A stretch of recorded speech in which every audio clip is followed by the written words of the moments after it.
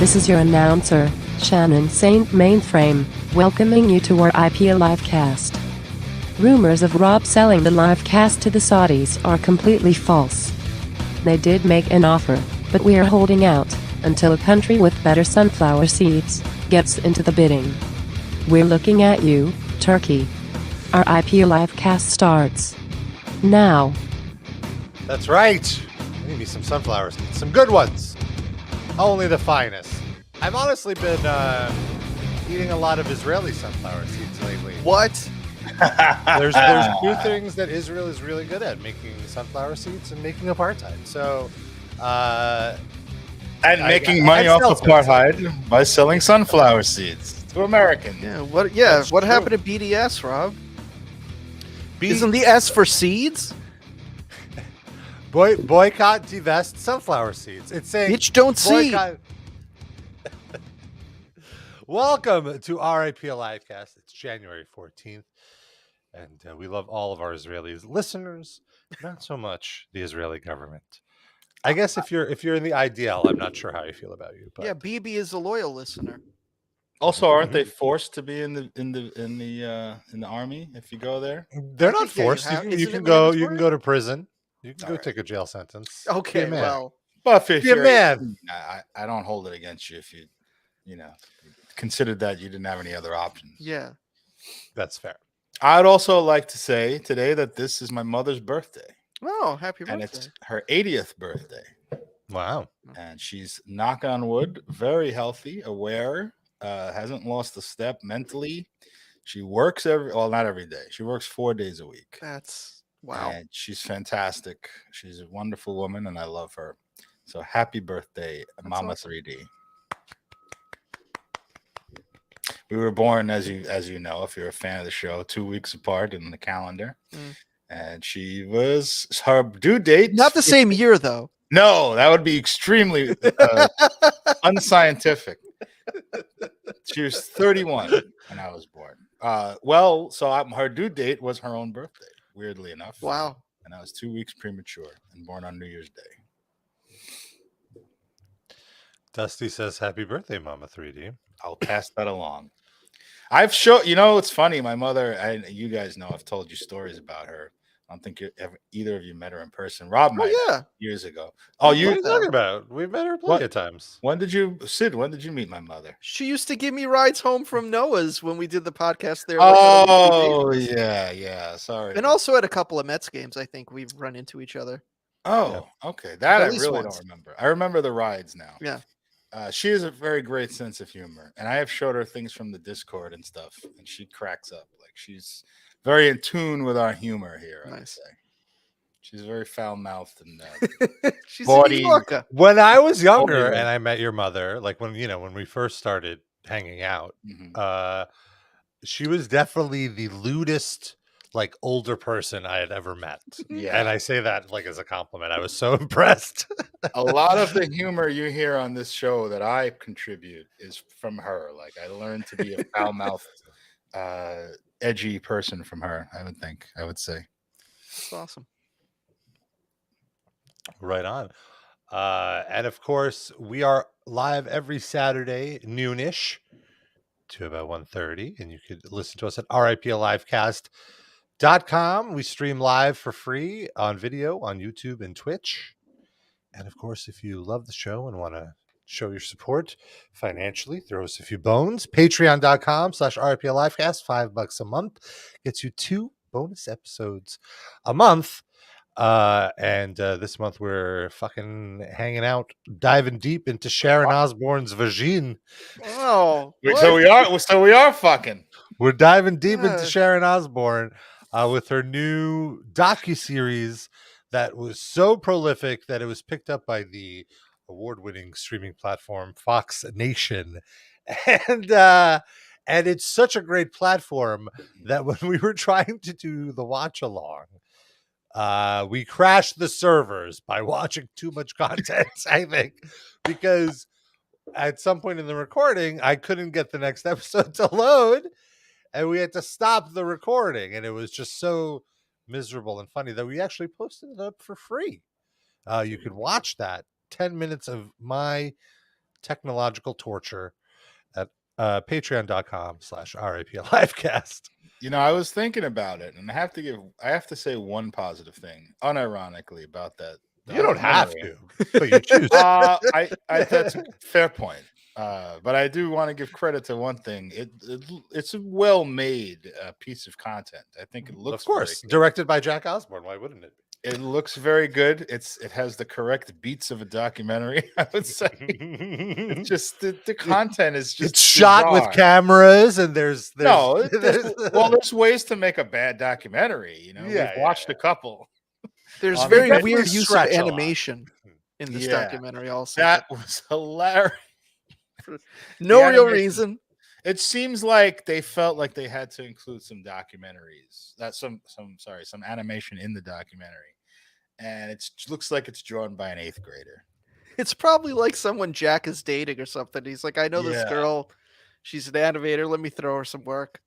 But overall, that made it more comical to me. Is that this is like you sort of fall into thinking this is like a real documentary, and then you snap. They say something so ridiculous, and it snaps you. You're watching this on Fox Nation, and it's about one of the worst people in show business. Right. The way it starts is she's defending somebody else for being an asshole. Yeah. So great. So it's a good watch. So well worth watching on our Patreon. And Darren, you had something you wanted to say. I did. I didn't know we were going right into this immediately. Yeah. Yeah, that Scooby-Doo show is terrible. No. I wanted to let me start out by saying that I have been divorced for a while, and I haven't been talking about it. And I feel like the meta discussion about that is important to go into first, because I feel really guilty. Like, I feel like our show is a lot of, what should I say? I think a lot of it is our personal lives. Mm-hmm. I think that was the appeal of the show years ago and continues to be now. That's why I'm always asking questions about Rob's sex life after he came out as being gay, because that interests me, and I think it interests the audience. I feel like I've sheltered that part of my life. And this is the reason why. First thing is that I love our audience so much. I mean, this is like a joy to me to interact with our fans every week. And when it first happened, let me start by saying it was September 2019. That's when I got not divorced, but separated from my wife, Jennifer. And so at that point, I didn't really want to talk about it, which I think was understandable. And I just wanted to, I wanted to use this show kind of like a refuge. And I was like, I'll talk about it later. Let's just do funny stuff right now and not be depressing. And then a little bit of time passed. And when I finally said, all right, this is stupid, this is like time to actually talk about it, I felt like so much time had passed that it was like, all right, now it's kind of dumb to bring it up. We're talking about it got to like 6, 7, 8 months. And I was like, and then COVID happened like shortly after, and we had all that stuff to talk about. And it was sort of felt like, all right, now how do I even explain that I didn't talk about it in the first place? It was like this enormous albatross. So then I kept thinking of like, all right, eventually I'm going to talk about it. And it's then so much time passed that it came to where Rob was coming out of the closet. And I was actually going to do my little speech that I'm doing now, like around that exact time. And Rob said, all right, I think it's time for me to do this. So I said, well, that's like a giant revelation. I'm not just going to go, oh, by the way, also, I thought I first planned to do it the week after you. And I was like, no, this needs some time to settle. And we need to explore that story. So let's just put it off for a little while. I finally got to the point where I noticed that I was, sort of holding back things that I can't really say because I haven't acknowledged the big elephant in the room. Like, I wanted to talk about dates that I had been on, or, anything like sexual, or even just I had a conversation in the supermarket with a girl or something, I was like, I'm not telling this story not because I'm hiding it. I mean, I have a very good relationship with my ex-wife. She's a saint. I'll never speak ill of her. I never have acrimony with her. It's not one of those things. We just sort of kind of developed into a state where we were living together as roommates. and that kind of sucks. So she's the one that broke it off, but mainly it's because I was kind of a coward and just kind of going along the treadmill, because I think I was trying to do the same thing but without hurting her feelings. And then she just went not out of the blue, we had a fight, but at the end of the fight it was like, I think we should be separated. And I immediately started packing up my shit. Like, this is one of the things that bothered me about it, is that she did it over a text, and that really hurt. She did it over GChat, but because she's just a non-confrontational person. I don't think she's mean-spirited. She just doesn't. Whenever she has to do a confrontation, she does it sort of as remotely as possible. So I think but that really rubbed me the wrong way. It's like, you should have at least come home that day of when it happened and just do it to my face. The other thing that when we were living together, we were on one floor of a 3-family house. Her parents are on the third floor, and her sister and her brother-in-law, my brother-in-law, were living on the second floor, and they just had a kid. So he was turning, 2 years old, and it was his birthday. And we had a whole party, and he was born on September 11th, by the way, which is another weird part of the story. So this was all happening on September 11th. We had a fight the previous night, September 10th. I would like to briefly go into what the fight was about, because it's ridiculous. We almost never fought, by the way. So this is very odd that we had a fight. But she came up to me trying to tell me something important. And Sid, you can tell me if I handled this correctly. Oh, boy. I still to this day think that I did. This is not important, but I feel like Sid will relate to this. I was watching a sports game. I was watching a Mets game. It was like literally the last pitch of an important game. She came up to me 5 seconds before the game ended and said, I wanted to tell you something. And it was not made clear to me that this is like important news. I was like, okay, give me 1 second. Like, I wasn't like, get the fuck out of here, I'm watching a game. I said, 5 seconds. And then he throws the pitch, swing and a miss, strike 3, game's over. I was like, okay, what is it? And then she's in tears. And she's like, I wanted to fucking tell you something. And you look at it, and she's like an enormous Mets fan. So I'm like, what? This is not like a woman who doesn't understand sports. Yeah. She's a Mets fan before I met her. And I was like, what did I do? Like, I was legitimately sad. And like, I went up to her, and she's like, no. It turned out that she just found out that day, and it was the day before her nephew was celebrating his birthday, that he had complications and almost died when he was born, and her sister had hid that, and she just told her that like that day. So then I did, but I felt really bad, but I didn't know that going in, and I was happy to talk to her like shortly afterward. So, but then it was like, then we just had a big fight, and I was like, well, what? All I did was put it off for like 5 seconds. I didn't like brush you off, get the fuck out. She left the room, slammed the door. And maybe over the course of our relationship, which was like 8 years, we'd had a fight like that maybe 3 times. Like, we had you've seen us interact together. Like, we had such a wonderful, like, easygoing way of talking to each other. And that was out of the norm. And what would usually happen is we'd be mad for 6 hours and like, oh, okay, what's for dinner? Yeah. So I just figured that was going to happen. She went to bed. I went to bed separately. I jumped in the bed after I was done. We had very different schedules, being a poker player and all that. So I jumped into bed like 2 a.m., wake up the next day. She's already gone from work. And I get the text, hey, can we talk? And I'm thinking like, this is going to go to, all right, this is settled. And now we're going to figure out what restaurant we're going to later. Mm-hmm. No, she's like, I think we should be separated. And I was like, what? Like, because of that fight? Like, what is going on here? And then she just explained, like, there's a lot of just shit. We're growing apart and all that. And I was like, in my head, yeah, that's kind of true. Like, I feel the same way. She was basically listing off everything I felt. And I feel like part of me was saying she's doing me a huge favor, because I was kind of trying to figure out a way to have this conversation too. But still, it hurt. Like, I tried to explain this over the years. Like, I think it was a bad situation for me to be in. I'm much happier now. I'm much happier being single and dating and all that stuff, and focusing on other things instead of having a relationship on my plate constantly. Yeah, at the same time, it hurts to be rejected. Like, that's somebody that put you on a pedestal for years. And like, I was the most important person to her. And now she's like, this is done. So that fucking hurt. Like a little piece of me still feels that way, you know. Even though I do, given the opportunity, I would not want to be back in a relationship with her.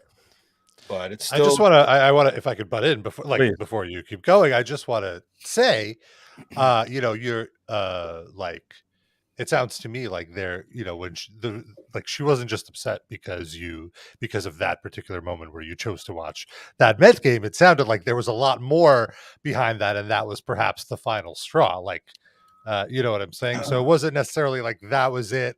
Like it was an isolated moment. Yeah. Well, I was going to get to that, but I did. But the thing is that she, like I said, is notoriously non-confrontational. Right. I'm sorry. Yeah. That's what I was going to say. Like, because as you mentioned, like she was non-confrontational. So it sounds like she was bottling this up.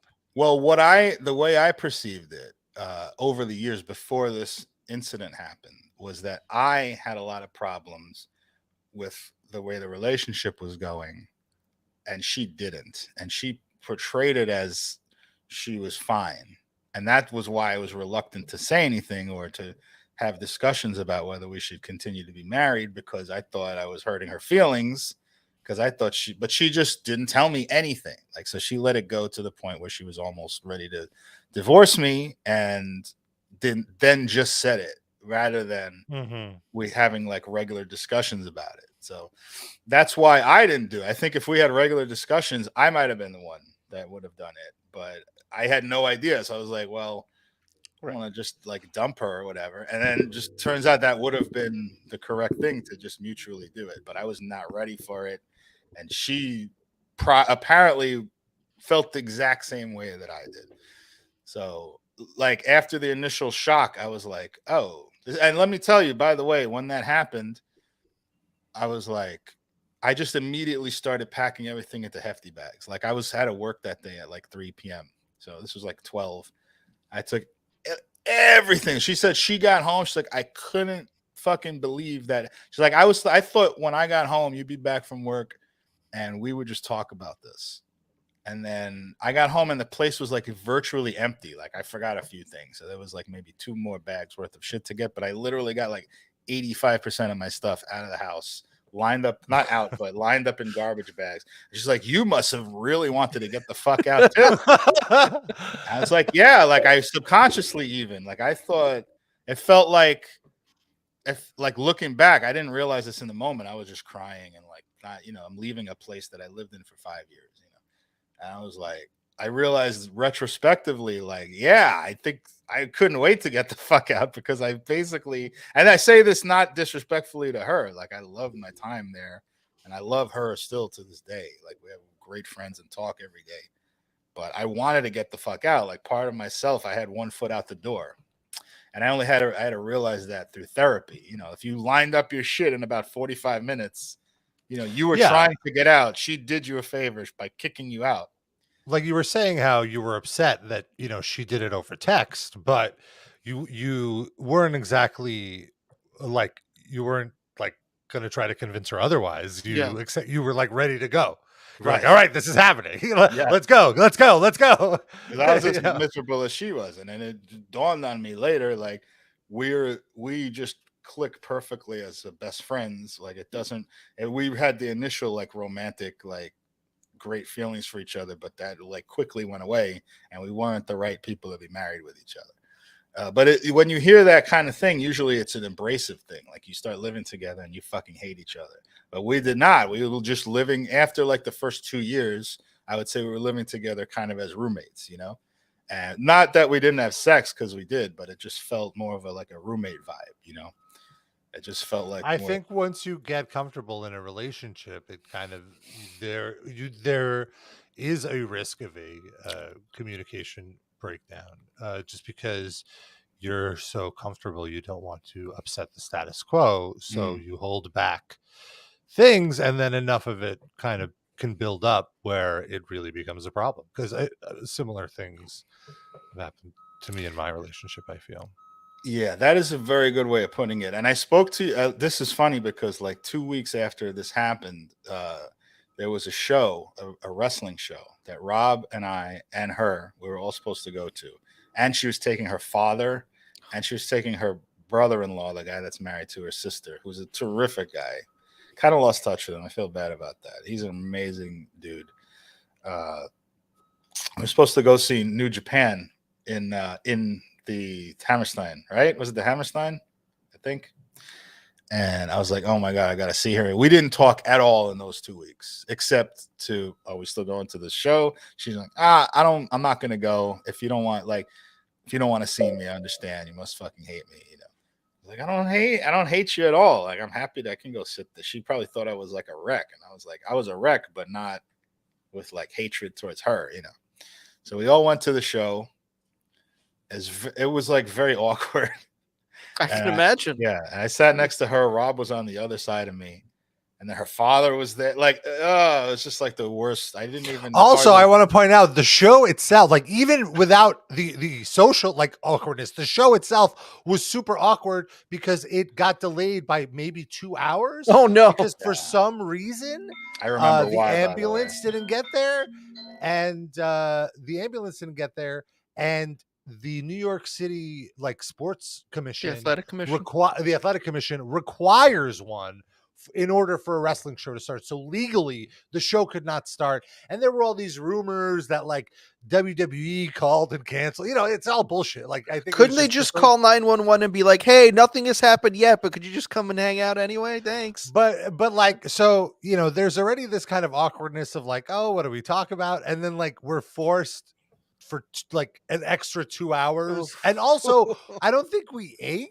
Like, I think we're like hungry now because we're going to eat after. There's no refreshments at the venue. It's Hammerstein. It's like pretzels and like hot dogs and water, you know, like terrible fucking. And they had a bar though, but I don't drink. Yeah. And there wasn't like a, hey, this is going to be delayed so you guys could all leave and come back. There wasn't one of those things. No, of course. You're here, that's it, no re-entry. You're trapped. Yeah. And these were expensive tickets. These were not cheap tickets. Yeah. Well, let me also add. That's part of the reason why Jennifer and her father went, because like these were bought like a year before. Oh, so you don't want to just take a loss on that. Yeah. Well, it was a big deal. It was New Japan, and her father, like, all right, her father's Guyanese. Her parents are Guyanese immigrants. They came here like 40 years ago.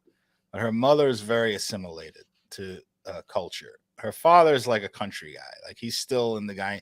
You know, he's a smart guy. Just not really like college educated. Like, he's a brilliant guy. But he's very much in the old world mindset. But she puts on the Monday Night Raw. He watches it. She puts on the pay-per-views whenever they want. He gets real excited. He loves the women's matches and all that. He freaks out about wrestling. So I was like, wouldn't it be great to take him to see high-intensity wrestling like New Japan? Like, wow, this is going to be crazy. He's going to flip. And then he has to sit there for 2 hours. The guy goes to bed at 8 o'clock usually. You know? Jesus. When the pay-per-view's on, he stays up till like 9 to watch the first part of the pay-per-view. So he never sees the main events? Well, she sometimes plays them back for him on a replay, whatever. But like I can't imagine what he was thinking, like sitting there with this shit. They keep going sending someone to the ring to apologize, and it's like the most. And was he already aware of what went on with you and Jennifer, or was he? I don't know. Oh. I don't know what he told him. I think maybe not. I think she told her mother and not him. Okay. I know to this day we're still married on Facebook, by the way. Oh, God. She has not told the vast majority of her family. So we're about to reach, I think, 10 years of marriage on Facebook. I'm kind of rooting for that. Like, I want to see the 10-year anniversary post of us being married.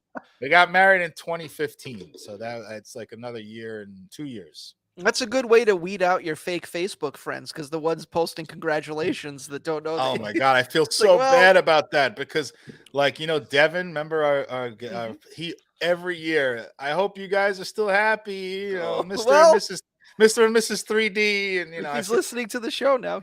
Devin, if you're listening, I apologize profusely. I hope you understand why I didn't say anything. It wasn't to deceive you or anybody in our audience. I love all of you. Also, he proactively rejects any apology from you because you don't need to apologize for sending those. Well, let him speak. Let him speak for himself. Well, we always would reply to them, like, you know, not by lying, but also by omitting the key point of it, but also like being honest and saying like, we do love you, thank you. It was very thoughtful and all that. Because like, I can't tell you how much joy this show has given me, and a large part of that is due to our listeners and viewers. So I really feel kind of bad that I hid this, but I wasn't hiding it out of shame. I wasn't hiding it. It just never felt like the right time to talk about this. And now I felt like it was forced to be the right time because I have good stories from like dating.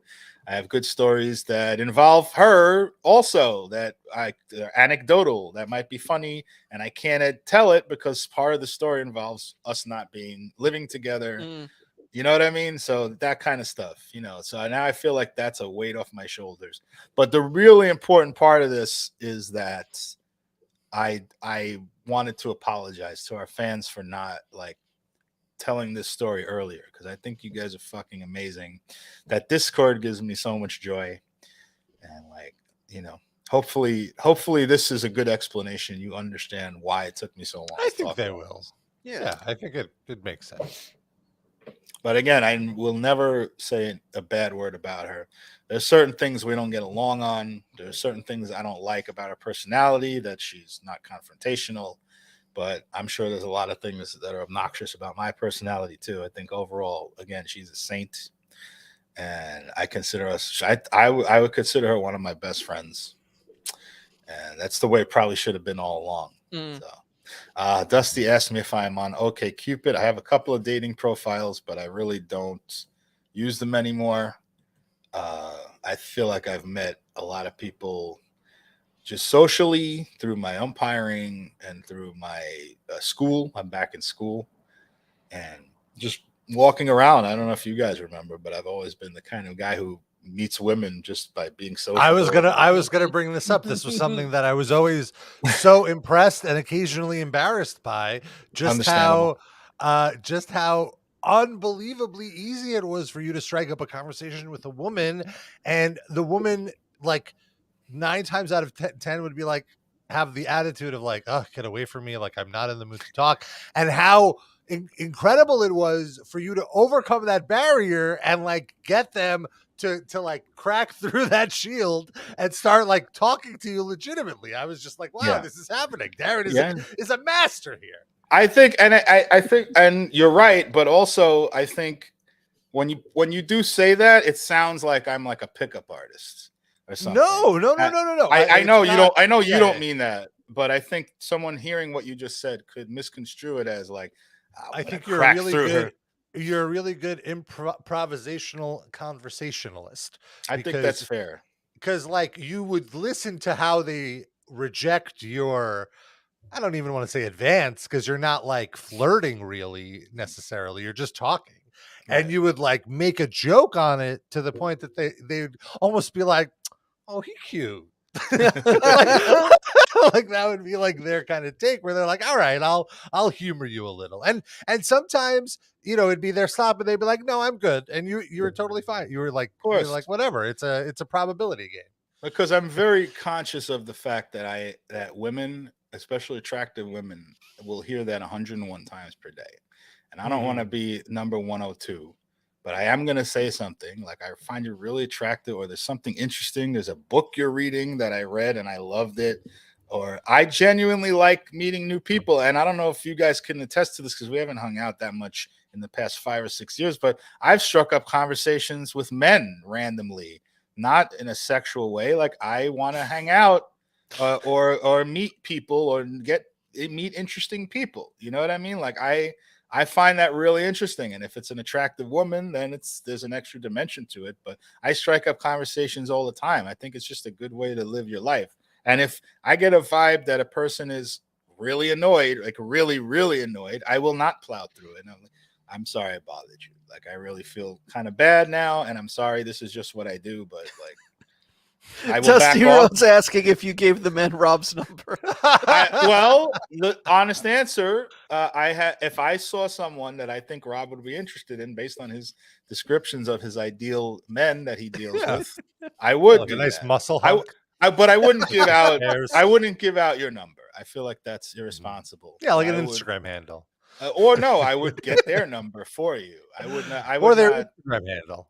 Oh, would you want me to give out your Instagram handle? Because I want to see pics first. But I mean, my instinct would be don't give out anyone's any kind Oh, of like personal information. info. Yeah. But even your Instagram handle, I would not do that because why? Maybe I'm giving you DMs you don't want.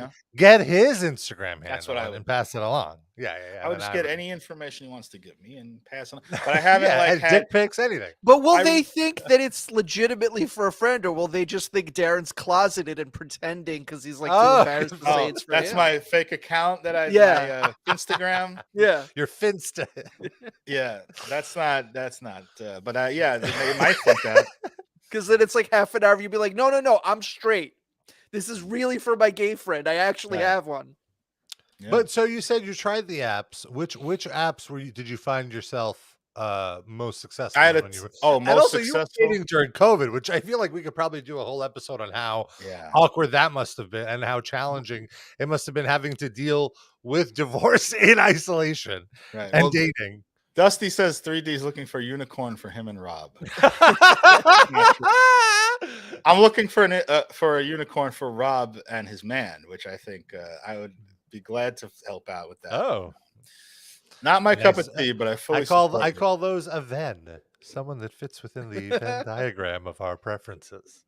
Oh, are they very different? We'll get into that another time. No, but I mean, not very different, but he's into bears and I'm into like what he looks like, So you need like a bear twink? How does that work? Is there possible? Like a hairy, I mean, we both like muscle guys, so that works. Shawn Michaels.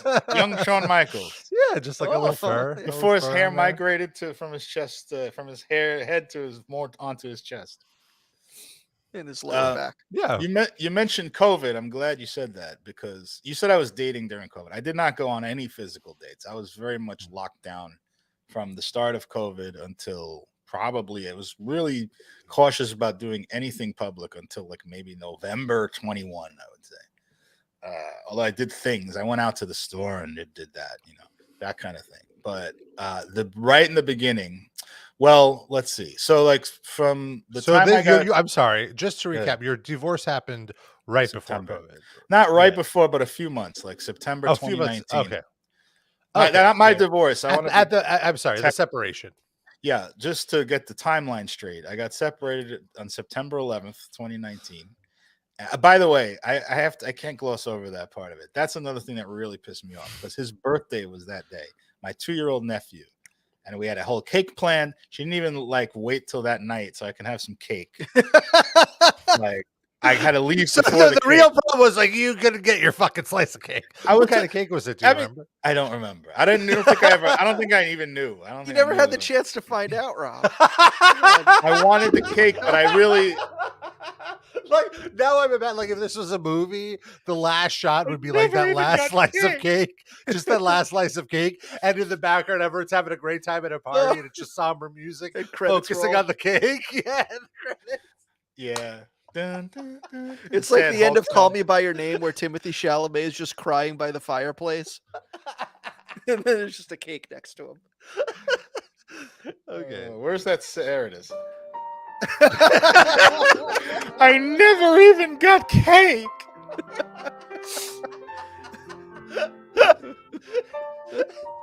So by the way, not just the cake. Jokes aside, I really love that kid, and he's what's going to be 7 this year. He was just a great kid, wonderful kid, and I wanted to share in his birthday, including the cake. So that kind of left a bad taste in my mouth. But anyway, the timeline was September 11th, and then I moved out, and then we got divorced, meaning signing the papers in February 2020. But because of COVID-19, the courts were incredibly slow. So I didn't get divorced officially finalized until October 2020. God. Yeah. Consider it really divorce. I don't know why that sounds like it's a divorce. Anytime you had to deal with courts in that period, it was brutal. Anyone that had to deal with anything. Right. What was it? Why was I telling you? So we were talking about how you were socializing during COVID. Yes. Yeah, I didn't. So for the first, I made dating apps literally within a week. But I just was I would flip through it, and I was like, this sucks. I don't really feel like doing this. I had no energy to do it. And then like finally like slowly started getting into it again, probably by like January. I was like, okay, I could see going on a couple of dates. And then I did have a really good time with some people, but then like I met one that I really, really had a huge crush on that I think I told you about. And this was around February or March or something. And like, she was just like a fucking angel and like everything great about her. She was like Dominican. She had a Cardi B accent, but she was educated. She was working for a lawyer. She had a good, noble job. Like the guy was trying to get people from Central America into the country, and she would help translate and do like that's human trafficking, Darren. That's a crime. Yeah, it was Andrew Tate. The disclosure. Really, he was like helping people who were being fucked over by our government, and she would help translate and do paralegal work. And she was like planning to take the bar, and she was gorgeous, and she liked the Mets, and it was like we just have conversations until like 6 a.m. and we hadn't met until like early March. And then I finally went on a date with her like around early to mid March. And it was like 1 week before everything started closing. So, and it was the point where nothing was mandated yet, but they started like closing voluntarily in fear of the virus. So I planned this whole thing. I planned like we were going to Little Italy, and I made reservations. And like for 7 p.m. that day, they called me like noon. And like, I'm sorry, you're just fucking closing everything. Like, I was like, what? Are you kids? It's just the fucking flu. What do you guys do? Like, it was nobody knew anything yet. It's like, it sounded like in the news, one of those things that happens in China. You know what I mean? And like, remember that era? Like, I was the exact same way with my mom. Like, relax. It's going to be in the news for like a week. That's how it was presented to us. So we were fed incorrect information. Like, why are you closing like this? I want to make like a really nice date here. And they're like, sorry. So I had to call her and cancel that. And I was like, don't worry. Like, we'll just go to your neighborhood. And I took her around to like look at all the mansions in Manhattan Beach and all that stuff. And like, I did a Brooklyn tour with her. She loved it. And then like, we tried to find something to eat, and nothing was open. Nothing was open. Everyone was frightened of this shit and lawsuits. They were afraid they would infect somebody and get sued. So I wound up going to the Floridian. You guys know that diner. It's the most mediocre shit diner in New York City. And it was literally the only thing open other than a McDonald's or something. So we sat in there. She's like, I don't mind. This is great. She's the most nice, sweet-hearted, like amenable person. Just ate shitty French fries and talked for like 2 hours. And then everything was great. Everything was fantastic. She drove me back to my crib, and we like made out in the car and everything. And I was like, you want to come up? No, I can't. It must have been a Sunday because she had to go to work at like 6:30 in the morning. So I was like, next time. Okay, fine. No problem. Like no sex, no problem. Wasn't like trying to only get into her ass or anything. And then coronavirus. Figure of speech. She wasn't either. That was a good thing about that. How was that brought up? If we just talked about everything. We just talked about everything. It was a very free and easy conversation. And it wasn't like a sexually obsessed conversation with her. It was like wide ranging topics because we had everything in common. And I was just like smitten with this girl. And then coronavirus happened. And then I was freaking out about going anywhere and doing anything. And that's where shit went off the rails because she turned out to be like a COVID denier. Like she was like, after it was very clear what was happening, she's like, it's just the flu.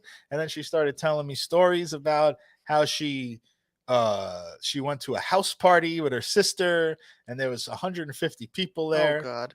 And then she tells me this really funny story. Some dude showed up and he's from Philadelphia and nobody knew who the fuck he was. He just showed up and everyone was like, who's that? Who brought him? It would be a nice, funny story, except you're burying the lead that you're in a house with 150 people and nobody knows anybody and you're all fucking coughing on each other. Yeah. And she didn't get it. And I say this not to brag. I'm not trying to how hot I am or whatever, but she was like basically literally begging me to come sleep over at her house. She lived in Bayonne. She's like, come over, sleep over, and basically coming over for me to fuck her. And I was like, no, I'm not in that place yet. And this was at the height of COVID. Yeah, at height of COVID. There was no vaccine or anything. It was like the Twilight Zone. Like I desperately wanted to go over there and spend time with her and build something and all that. And I was like, it's not the right time to do that. And B, this is really off-putting that she doesn't care about this at all, you know?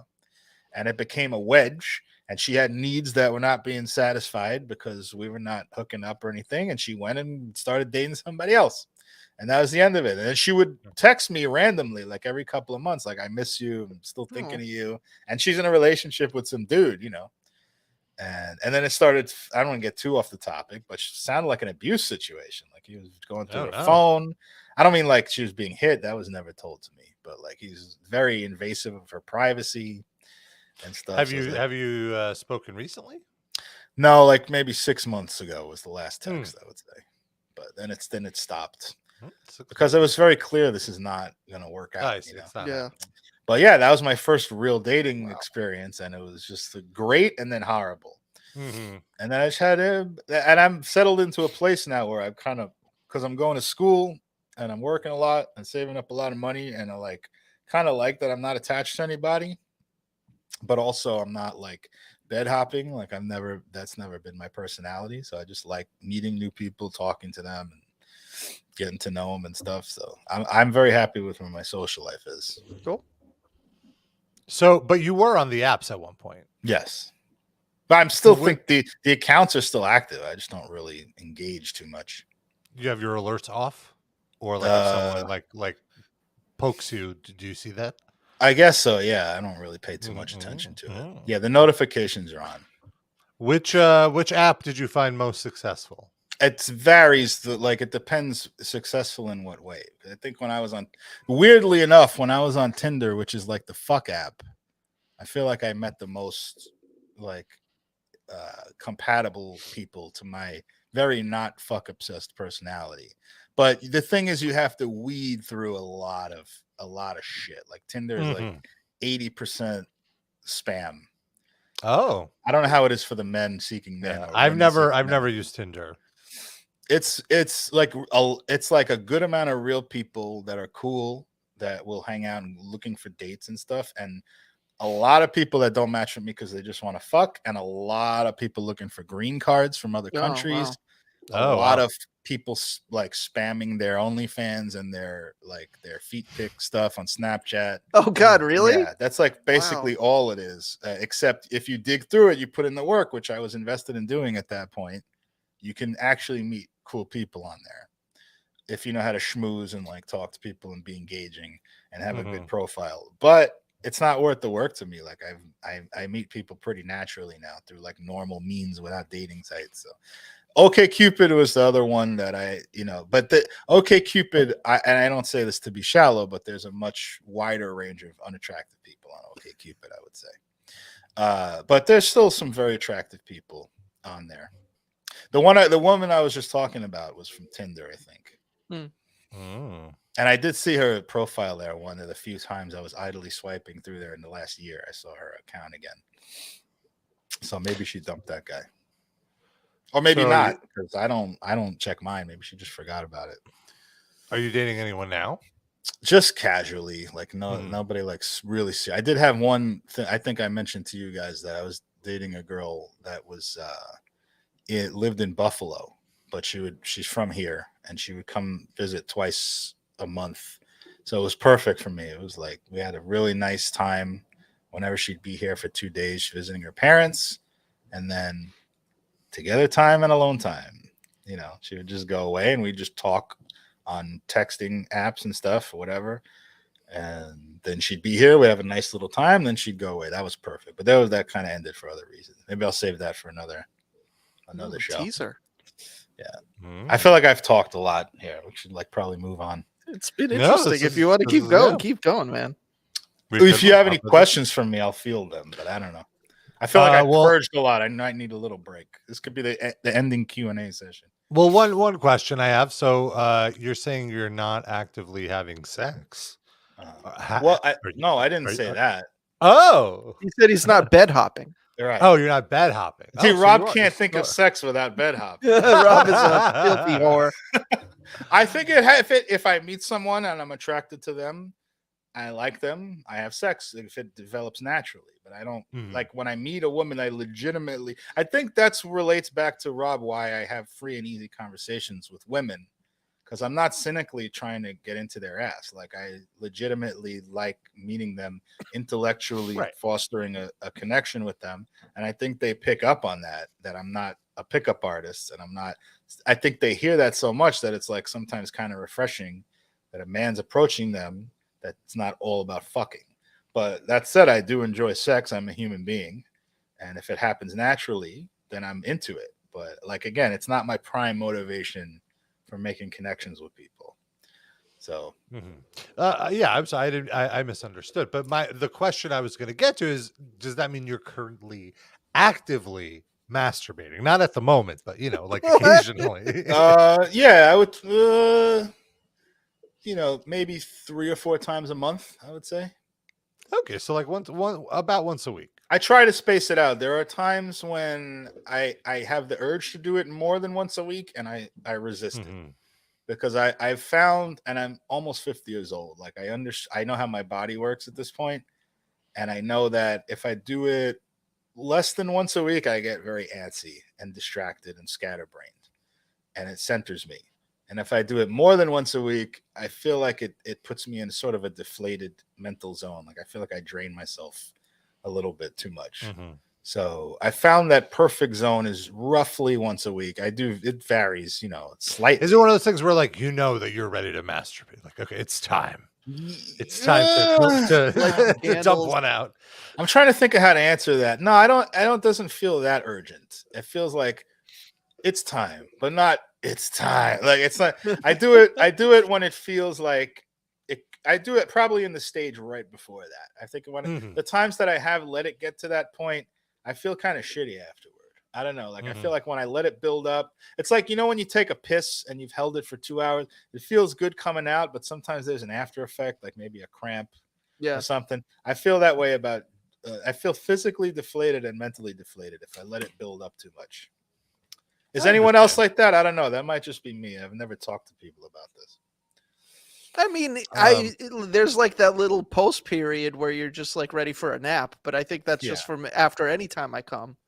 Okay. Whichever way. So I don't know if there's I don't know. I think I guess I also probably don't let it go that long between. Well, what's your average? Depends if for me it depends if my wife is in town or not. If she's away, then it might be every day. But any coming, like I'm not just jerking off. Sex too. Couple times a week. Yeah. How many? Couple 3 times a week. Some sort of something. I would say like not every day, but just about. I don't know. A few breaks. It's just I think people are different because if I have sex or any kind of orgasm more than once a week, I start to really feel drained of life force. I don't know what it is. Like it's just how I am. I think everyone's different. I don't want to say I'm asexual because I don't think that, but I don't honestly know. I've heard people argue that asexual doesn't mean you don't like sex. It means that you're not driven by sex or something. I know a couple of people in our Discord are asexual, so maybe they could elaborate on that. Yeah. But I'm over sexual. You're hypersexual. Hypersexual, yes. I think for me at least, like my life force is so low in general. My life. I'm very proud of you guys for not saying my wife once during this whole thing when I said my wife several times. That was very thoughtful. You mostly said my ex-wife, and I didn't think it'd be funny to go, my ex-wife. There you go. Well, now that the story is out and I purged the serious part of it, you can feel free to do that. Do you want to catch up, Rob? Say it like 5 times. My wife. I know you were holding that in. Now your life force feels low. Now that's what makes Rob feel drained. Oh, yeah. He says I get the munchies after I come. How about that? Sure. Sometimes. I don't. Sometimes, but it's also because I'm high. Yeah. You have it all before, during, and after the munchies. Yeah, I'm just always hungry. In fact, the coming is like a delay for you to eat the sunflower seeds. It could be seasoning. Dusty Rose Muffler said, do you have any tips for me? I don't remember what he was talking about. Was that picking up women? About picking up women. Oh, yeah. I would say put your best self forward and be honest. And and also what I said before, be conscious of the fact that they are a human being, that they are if they're very attractive, they're being approached 47 times a day.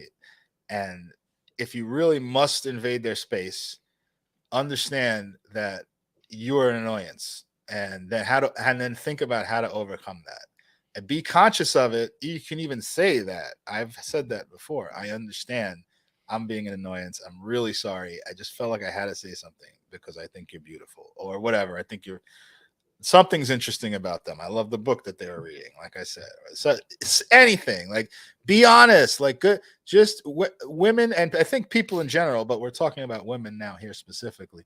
People like genuine conversation, and they like genuineness.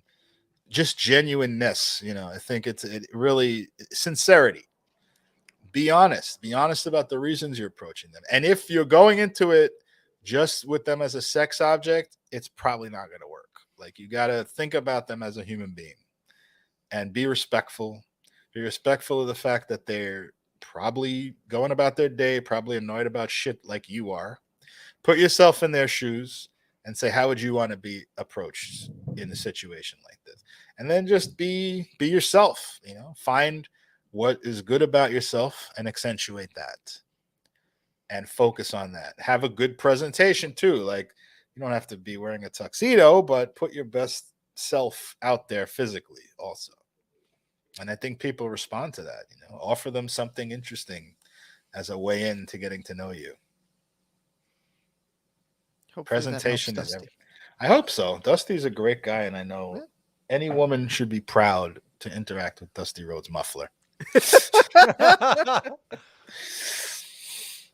Well, we can move on a little bit and talk, go into the music world, and actually talk about a different kind of divorce, a band breakup. There was this headline, not Kiss. Oh no! It's one we're aware of. It's also somebody talking about a separation from a few years ago. Kerry King was quoted last week. Kerry King, quote, felt anger over premature Slayer retirement. Yeah, we know why. And it's like, no, Kerry King felt anger that he couldn't cash in on this anymore, Right. So Metal Hammer magazine asked Kerry what his reaction was when the conversation to end the band arose. And just as a quick recap, the conversation to end the band likely happened from one Tom Araya of Slayer. Tom Araya is the one who wanted to stop because he just didn't want to tour anymore. He hated touring. His neck was fucked up. He's a family guy. He just wanted to hang out with his wife and kids, and he was over it.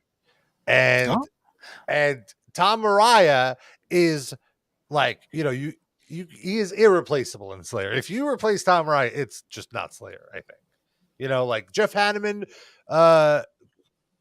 was replaceable, I would say, just from a business sense. Like, creatively, not so much, but from a business sense, they replaced him. People still came to shows. Dave Lombardo, replaceable. Still came to shows. I don't know if they got rid of Tom Araya. What if they replaced him with Phil Anselmo and then just toured Pantera and Slayer songs? That would probably be huge, right? That would be. That was something that was rumored for a while, in fact. That Kerry King's new band was going to be just Slayer with Phil Anselmo. Oh, really? But then that's not happening, or might happen still after this Pantera reunion thing? I don't know if it's happening, because that was something that was rumored like years ago. Like, would Tom Araya have to sign off on that? Well, it wouldn't be called Slayer. Oh, okay. Would it be called like Slayer Mania or something? Would they still play Slayer songs? Slaytera. Sure. Why not? But then but if they're playing Slayer songs, would Tom Araya have to approve of that or no? I don't think so. You can play whatever you want live. You might get a cut. Okay. I don't know. So Kerry King was asked his reaction to the conversation when the conversation to end the band arose. What was his reaction? And he responded, anger. What else? It was premature. He's talking about Slayers. And as somebody who went to Slayer shows, towards the end, and told myself to stop. I could tell you it was not premature. It was time. That's kind of sad because I mean I don't know the last time I went to Slayer show. Well, no, I saw them in the Big Four. I guess I was gonna say last time I went to a legit Slayer show, I was probably like 25, 20 or 20s. I never saw them do a full show, just them. I haven't seen them a lot just because they would just headline all the festival. They'd be a perennial headliner for like all these traveling festivals and stuff. And they would just once Tom couldn't headbang, it really kind of was like, all right, guys. My neck! My back! Oh no. I mean, his voice was still good, but then who cares if he can head? He's a singer. Can he still sing and play his guitar? Like what? Who cares? Well, he plays bass. Yeah, it's a bass guitar. Okay, but show some respect. I am. No, I mean Kerry King and then Gary Holt would pick up the pace with the headbanging, but I'm just saying, like, I don't know, the show just became different. It became different, folks. No, but the Big Four, definitely the can't Big headbang Four, is Jeff Hanneman. No, but also like if I'm at a Slayer show, I don't have the luxury of looking at the stage to see what Tom Araya is doing. I'm looking around to make sure I'm not about to get stabbed or run into by somebody. Like you got to have your head on a swivel anyway. That's like 1991. This is like they're all 55. I went with Rob in like what was it, the early aughts, late 90s to a Slayer show and in Roseland? Didn't we? Yeah. One? And then I was still fucking scared to death of literally everyone there other than Rob. Well, it's like 25 years ago almost. Noah was there too. Yeah, I was scared of Noah. Yeah. How did I not get invited to this show? Fuck, I would have loved to see Slayer. Yeah, I don't know. Who else was on that bill? Soulfly. Oh, okay. Soulfly and I forget the opener. I could look it up. But I was about to say, like, I kind of regret not going to a show in that long to see Slayer. Like, that's some of the best like sociable memories of my life is seeing. I used to see Slayer literally every single time they came to the area. Yeah, there was a Slayer Pantera tour when I was in college. I regret not attending. It's a good show. Looks like it was August of 2002. Mm-hmm. Ooh, that was like a turbulent time in my life. I might have just begged out. I'm not going to blame you guys for not inviting me. I was very, very fucked up at that time. Oh. How so? You want another 45-minute speech? No, my mother lost her job, and she just kind of went into a meltdown. Like, she became agoraphobic, so she wasn't leaving the house, and I was taking care of her, and I was working ridiculous hours, like overnights, and she was almost getting evicted, so I had to go to court every day. And after work, I was working overnight, 12 to 8, and then I had to immediately go to the housing court and fight for her to not get evicted. I was supporting her financially. I was in the middle of a relationship with a girl that was tumultuous also. Rob remembers me talking his ear off about that. And it was very wild. Also, I think just the overnight kind of killed your social life, essentially, because you became like your schedule was completely different. Like, you would wake up at 5 p.m. essentially. Yeah. Sid can go to bed at 9. Yeah. Sid can appreciate this. I went to a Mets game once. That was like my only social life for like a year. I went to a Mets game and I had to leave because it went to extra innings and I had to get to work. Oh my God. That's one of the only times I've left a Mets game because they went to like the 11th, and it was a really shitty game too. They were playing the Yankees. Oh. And I had to leave. It was tied. I left and I'm walking in the parking lot and it was them losing because it was half filled with the Yankees fans. Yeah. And it was Robin Ventura with the Yankees hitting a home run or something. Jesus Christ. Glad I fucking left. At least you didn't have to see that. I did go to another game in that series. I went to 2 games that weekend or whatever, and it was the one that Mo Vaughn hit that 3-run bomb off of David Wells. David Wells. Think of this. I'm going to a sports thing. Sorry, but this is very interesting. 2-0. David Wells is pitching like a near perfect game against the Mets. It's the 8th inning, and they finally got 2 guys on, and Mo Vaughn hit the scoreboard, the Bud Light. I was one of them, and I ran down. I was in the upper deck. I ran down. There was a whole section of Yankee fans that bought up as a group. They bought up one whole section of the upper deck, and they were doing their stupid fucking cowbell the whole game and annoying everybody, talking shit. And I ran down the steps. I went right into the section. I went, just left right and a guy tried to snatch me like by my shirt, like the front row, and I evaded him, and then a cop or a security guard ran over and almost decked him, and then they grabbed him and they took him out because the guy tried to snatch at me. It was one of my favorite memories at a baseball game. That's awesome. Go ahead. Sorry, that was a little bit of a distraction. So the bill on that show, by the way, it was Slayer, Soulfly, In Flames, and a band called Down the Sun, which I have no recollection of. I think we got there after Down the Sun. I remember we saw In Flames. So I want to read this Kerry King quote because it's so silly. Anger. What else? It was premature. The reason I say premature is because my heroes from my childhood are still playing. I could still play. I still want to play, but that livelihood got taken away from me. But anyway, on to the next chapter, I guess. We were on top of the world, but there's nothing wrong with going out on top of the world. It's a good way to go out. So bravo for that. But do I miss playing? Yeah, absolutely. First of all, for him to frame it as his livelihood got taken away from him is so silly to me. I mean, his maximum earning potential. Yeah. If he wants to play, he can go fucking, people will go see the Kerry King Experience. Yeah, but he doesn't want to work. Yeah. People have done that. Fucking Dave Ellison. I was at Starland Ballroom, and you know how in between sets they show who's coming to town. David Ellison is doing a tour called The Kings of Thrash, and it's like him and I don't know who else, and he's playing 2 Megadeth albums back to back. And it's like, that is a man who wants to play, who needs to play. Well, he's got legal bills.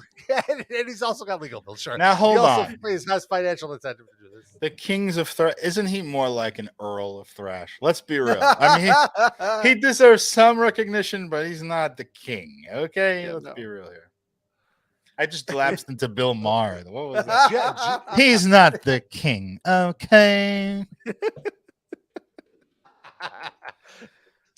New rule. Don't call yourself a king if you're a Viscount. So he's playing with Jeff Young, who was on So Far, So Good, So What? He was the other guitarist. Isn't Jeff Young like a glorified session guy that they got for that album? Like he wasn't. Well, there you go. He's a glorified session guy that Ellison got for this tour. So wait, is it just that, or is there other bands on it to make it like more thrash royalty, or is it really just him? Oh, yeah, like if it was every secondary guy from every big band, like you know. No, it's Kings of Thrash, The Mega Years, featuring David Ellison and Jeff Young performing Killing Is My Business and Business Is Good and So Far, So Good, So What in their entirety with special guest Hatred. Oh, okay. Driving the bus, Ron McGovney. Oh, no. So who's singing? Is someone saying, is this just instrumental? Like, what? It features Chaz Leon on vocals. Oh. Who? Chaz Leon. That's Slayer's accountant. Oh, VIP packages are also available. Good to know. You could meet these two wonderful people. Oh my God. How much do you think it costs to meet David Ellison and Jeff Young? You get a meet and greet, an exclusive laminate, and one merch item. Okay, I guess the merch item kind of brings up. Are we guessing? We're doing a game show here? Yes, we're guessing. So you want to go first, Sid? $300. Ooh, all right. And how long do you get to meet them for? It doesn't indicate. Let's assume like 20 minutes or something. Yeah. All right. I'm gonna go lower. I'm gonna say $175. Okay, you both are actually too high. It's $100. Oh, okay. you like your guesses make it sound valuable, but it isn't. No, my guess was right. Rob, I think even $100 seems like I thought it'd be was $25.50. Rob, if I can explain, I was trying to $25. That's what Greg Valentine gets after an indie show. I was So trying you thought to. the VIP was They 20? are. David Ellefson is basically Greg Valentine. He's the Greg Valentine. Right, of but I was trying to factor in them overvaluing their okay, worth. that's fair. That's fair. Yeah. That's fair. But Okay, I so went you're too saying far. I went this too far. is. I don't know. I still think I guess $100 is $50 for each of them, which I guess $50 to meet Dave Ellefson. That's. Can I just like if I don't who the fuck like Jeff Young means nothing to me. You know, like if I guess if I go to this, he would mean something because Shifty David Short Kick Ellefson says, barely "Can I means pay anything. $100 to have them never play my city?"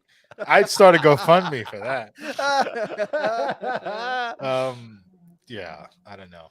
Did I know I've told this on the show, but do you all remember when I actually did the meet and greet with Greg Valentine and Brutus Beefcake at a show? Yeah, right. Yes, you That was mentioned with it my was- ex-wife, by the way. Your And ex-wife. The funniest part of that story, and I wonder if this ever happens with Dave Ellefson, is that he had Greg Valentine had no, like, you know, you do these things and you have some manager who goes and he sits there with a cigar box and you put all the money in.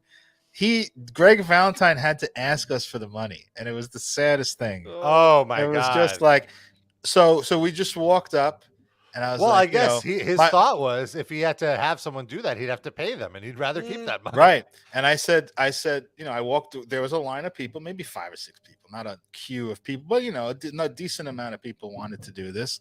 And I was finally our turn, so I walked up and I was like, I'm a little camera shy, but we're both big fans. My wife would love to take a picture with you guys. So he's like, actually, I said, no, I said a picture with you. And he goes, oh, okay, well, you know, it's $10. I was like, oh, okay, sure, no problem. And is Brutus in? He's like, and then he had to go, oh, it's another $10.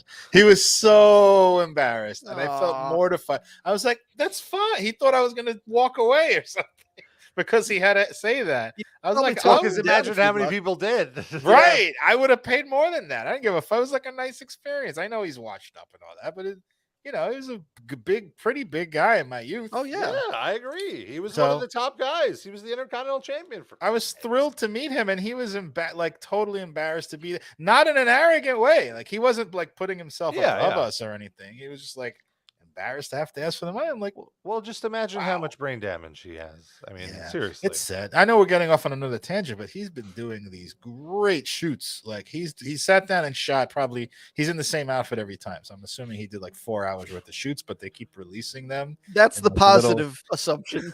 Yeah, that's true. It's not he's like a tracksuit or something, but it's he's a very good.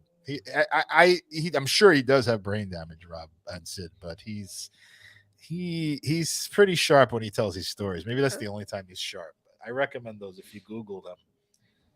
The one thing I feel like I want to mention, he was recently in the news. You know, Vince McMahon, he was accused of all these sexual, you know, indiscretions, and one of the accusations was the first lady ref in WWE in the '80s claims that, you know, he made her all these promises that if she slept with him, he would like give her this $500,000 contract and make her a big star as the first lady ref. And that like once at dinner, he like told her to come into his limo and blow her and blow him. Exploded. That's what happened on Raw. No. And blow him. And by the way, like the most evil part of the story is when he first hired her, he told her the number one rule is don't hook up with any of the boys, meaning the wrestlers. And then when he like made her blow him afterwards, he said, remember how I told you not to hook up with any of the boys? You just broke that rule. I'm going to have to fire you. And he fired her. And so she must have really given bad head. You want to keep it around, God. She said that she went to Greg Valentine, and while they were sharing a joint a week or two later, she told him the whole story, and he corroborates that she told him the story, but he has to add that he didn't believe her because he didn't think she was attractive enough for Vince McMahon to hook up with. Wow. Like, what a fucked up thing to say. And it's just like, no, he said, like, Vince McMahon has said that he had sex with her. He just said that it's not consensual. That's it. Mm-hmm. Yeah. Wait, who said it was not consensual? She did. I mean, I'm sorry. He said that it was consensual. I made a mistake. He said it's consensual, and she said she was coerced by a job promise. Yeah. Yes, exactly. Which I'm sure Vince knows that happened, but he thinks that that's still consensual because he's probably just saying, I didn't like hold her down and force myself into her mouth. Right. His idea of what's consensual is very legally precise. Yeah. Well, the good news is now a New York court will decide because there's this. I think we talked about this in New York and California. There's this 1 year window now, which is so stupid. You have 1 year if somebody sexually molested you or abused you, and the statute of limitations was up. You got 1 year to file it. Yeah. No statute of limitation, but after this year, boom, they're back in. It's a game show. And so she did file. And I feel like she has a pretty strong case. Her story has not changed in the many years that she's told it. So good. We'll see what happens there. Any negative outcome that can befall Vince McMahon, I'm all for it. He's one of the most vile people in all of entertainment, not just wrestling. I think he's one of the worst executives. He's up there with Harvey Weinstein, maybe worse than Harvey Weinstein, I would say. Although Harvey Weinstein did literal rape, if I'm not mistaken. Yeah. Well, he didn't Vince probably did too. Oh, I'm sure, but I'm saying we don't know it yet. Yeah. I'm not saying he never did, but Harvey Weinstein is documented to have not just coerced someone with job promises, but actually physically penetrated them without their consent, right? Is that correct? I believe so. He's already in jail, so he's make room in that cell, Harv.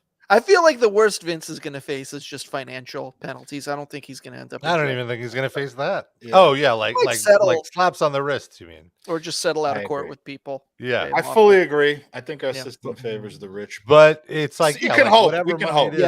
Whatever money it is, it's like it would be like the equivalent of us paying a parking ticket. Yes, it'll be tens of millions of dollars, but for him, it's a parking ticket, and he'll still hate that. He'll get over it quick though.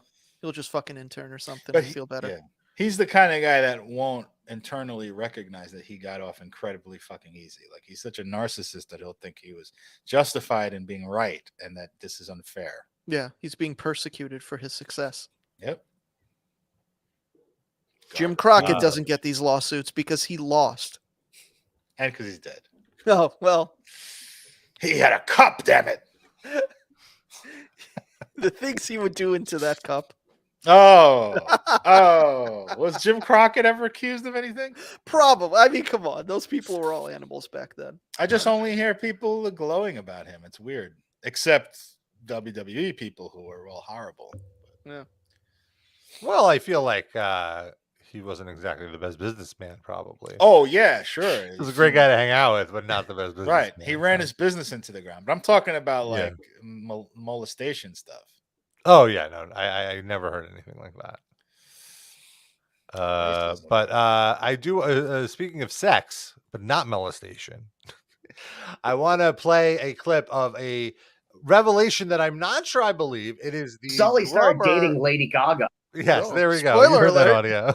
That was perfectly timed. How did you do that so well?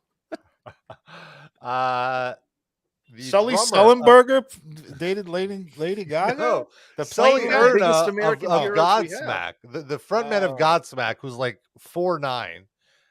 He is? I don't know if he's exaggerating, but he's short. Yes.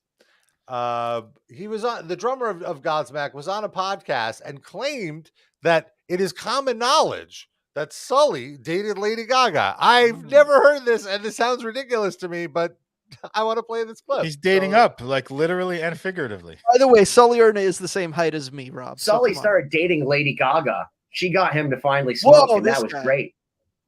Is that a true story?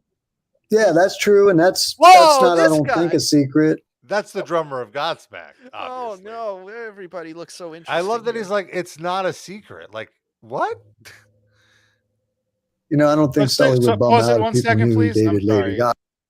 Sorry, Sid. You reacted like you knew who that host is. Who is that? No, I just was amazed by his outfit. And then we cut to the other guy. This guy. And he's, yeah. All right. Sorry. Shifty Shortcake says, if the press doesn't nickname the couple Gaga Smack, then I don't want to live anymore. Well, God Lady. Then R.I.P. a Shifty Shortcake, because I don't think that nickname is coming. They have to be together for that to be. Yeah.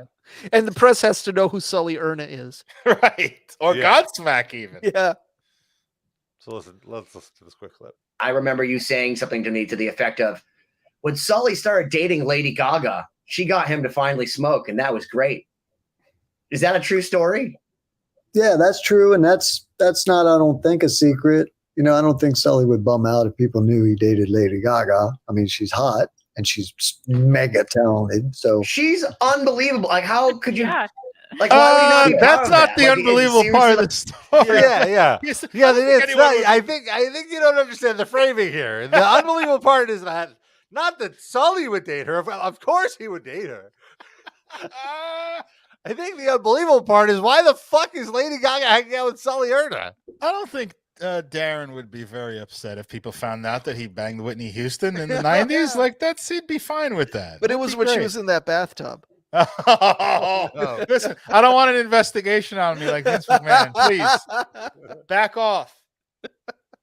Seriously, like, if you want to say, like, he's not, you know, as much as I love, you know, he's not like Tommy Lee or whatever whoever the guy is now, you know. None of us are like Tommy Lee, man. None of us. Unless you're packing something else that I don't know about. What I mean is by that is Travis Barker, Tommy Lee, whatever. It's dudes that have public girlfriends that are super famous too, and then they're different than Sully. Sully's East Coast guy. He's like me and Tony Robbie. We're East Coast dudes, and so, you know.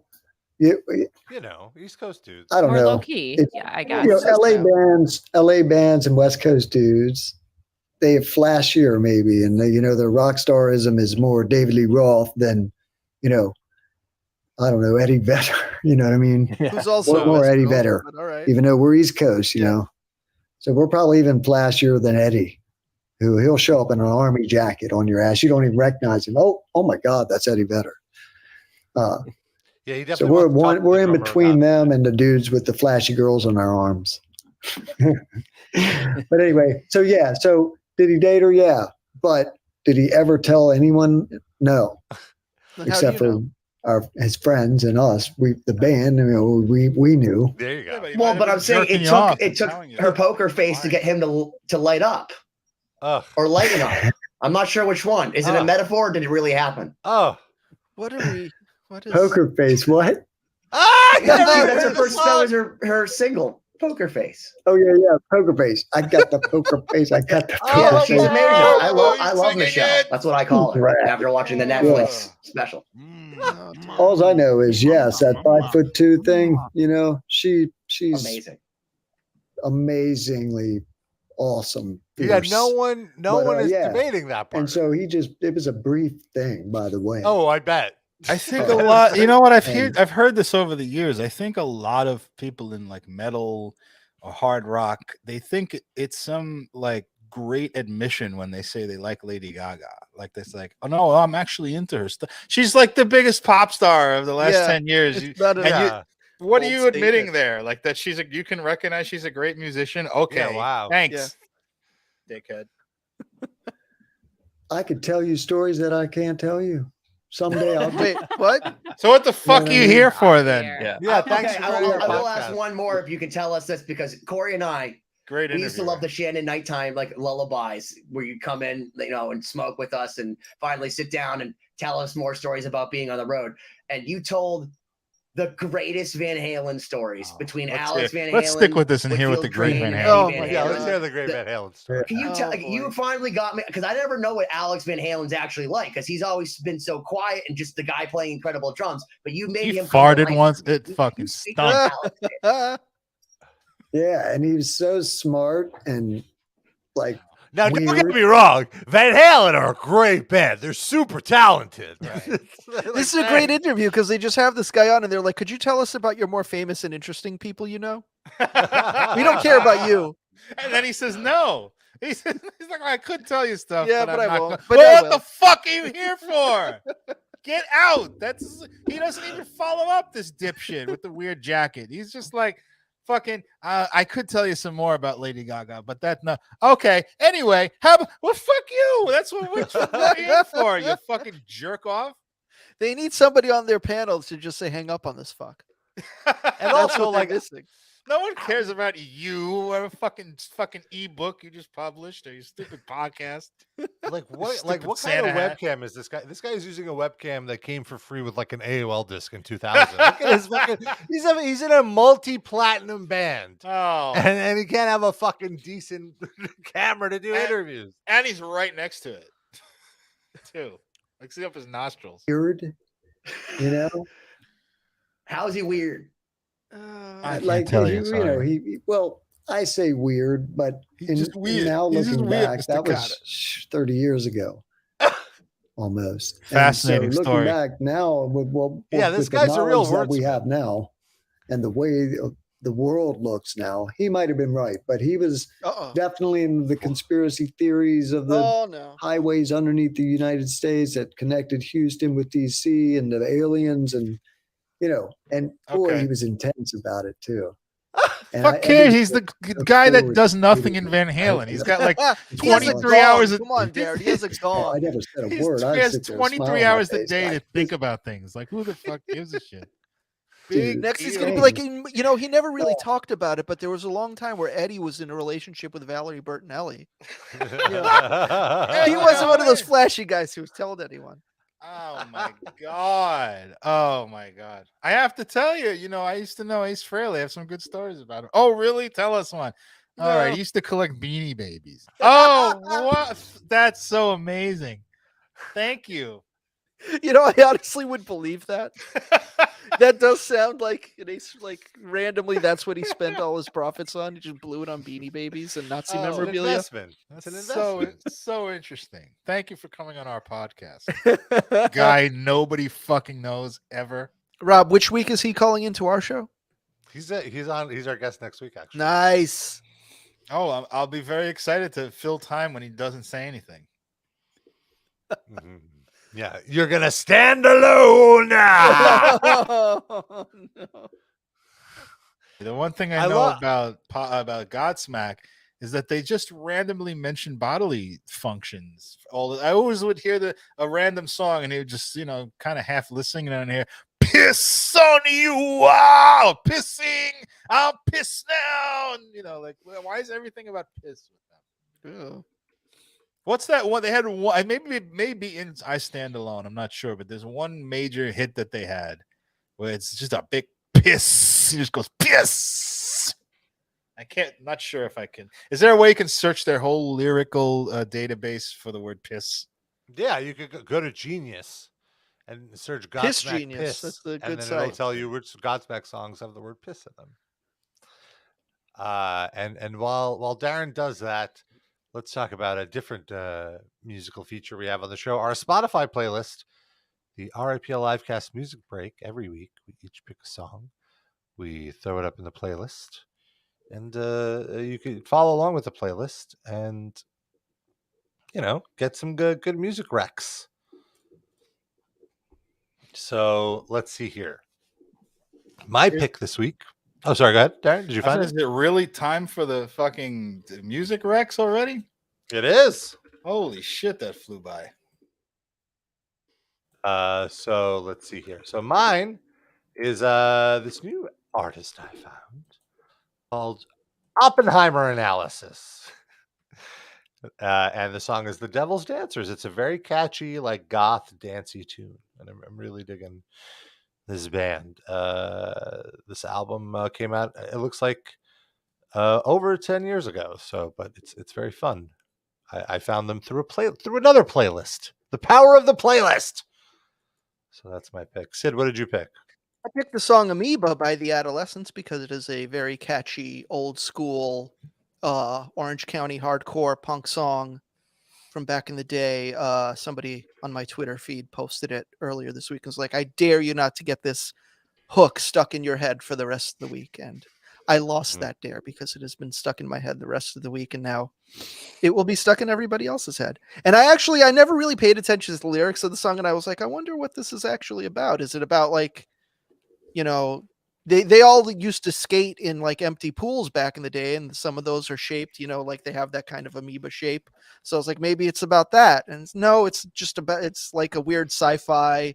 There's an amoeba that a scientist finds and it's taking over the world. But the lyrics aren't even really that detailed. It doesn't really go past that initial premise. But the hook is just them saying amoeba over and over, and it's extremely catchy. Can you give us a little preview by singing the chorus, the hook? But it's just amoeba. Over and over melodically. They say it sexily. Darren, what's your song? I found this guy called the Singing Texas Sports Fan. I think it was a YouTube rec or something. And the name of the song is Miguel Tejada is Fighting Age Discrimination. And I'll give you basically the rundown of his. He has one album that I found, and it's basically straightforward songs about sports issues of the day. So most of them are kind of dated. But there's another one called Jessica Simpson is Distracting Tony Romo, for example. But as like at first I put it on, I was like, all right, I get the joke. But I played the whole album, and I have to admit, I started liking this unironically. Like I actually think they're very clever. He's not really a good singer, but it's like he knows how to make something stick in your head. It's catchy, and it's a funny gimmick that's done very well. So I recommend this to anybody. Go listen to the whole album. Each of the songs is like a minute and a half, and they're very funny. And also, I want to say, this is my second choice because I realized I had a song by an artist I really like a lot, which I will probably play next week. But the song that I wanted to play is like a breakup song, like a hateful breakup song to your ex. And I realized I was going to talk about getting divorced, and I don't feel that way at all. It was just a coincidence that I wanted to play that song, and I didn't want it to be misconstrued as if I really hate my ex-wife, because I do not at all. So I left that for next week. And a quick follow-up, as T-Tam found out, the track you're talking about, Darren, is Time Bomb. Lie down in all this piss. You drink it from me every day. What? I live in a world of shit. Been left here to die. Now, about Lady Gaga? Imagine. I thank you for bringing that to my attention. That's not what I was thinking of. But that's also very... one? That's what I'm saying. They have piss all over the place. But it's from... I don't know if that's a big song of theirs. I'm not a big Godsmack fan, but I know it's from the hook of like a big Godsmack single. And I can't. They apparently have another song called Whiskey Hangover. Oh no, that has. Was I Stand Alone about being at a urinal? Is that what this is all? But So what? You cleaned your act up so far. So what if I'm pissing into the wind again? Have you ever thought that I'm not who you are, baby? Because even when I lose, I know how to win again and again. Okay. Isn't that a Dream On? Isn't that Aerosmith song? You got to lose to know how to win. That's Cream On. Cream on. Cream on. Cream until your creams come true.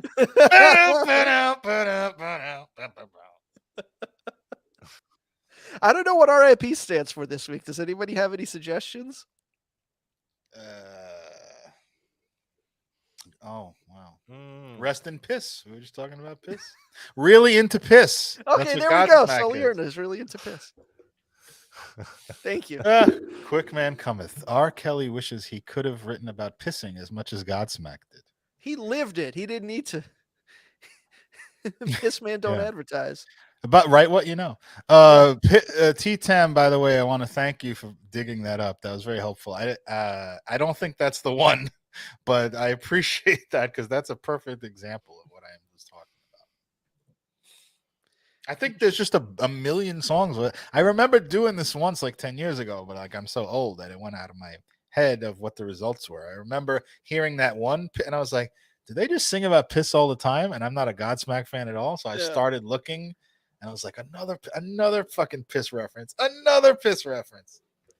For me, I remember, at least just from the singles, that I noticed all of them had some version of like, go away, get away from me. Like every song had him telling somebody to leave. I stand alone. Yeah. It was really a lot of that. Yeah. So maybe that's like his shame from being into piss. Inside I am piss alone. Dusty Rhodes Muffler, yesterday's piss is not today's piss. Yesterday's piss is not today's piss. I can't believe we went the whole episode without referencing my that. Fault.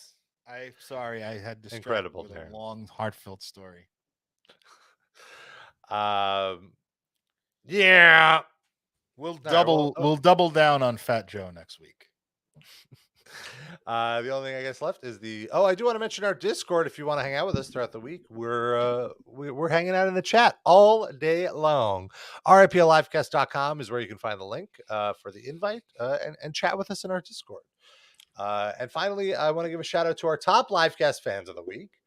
Top Livecast fans are fans that want to throw in a few extra bones on our Patreon. $10 a month. You get access to all those bonus episodes, plus a little shout out at the end of the show, which is right now. And I feel like doing it like Sully Erna. Yeah, 100%. Please.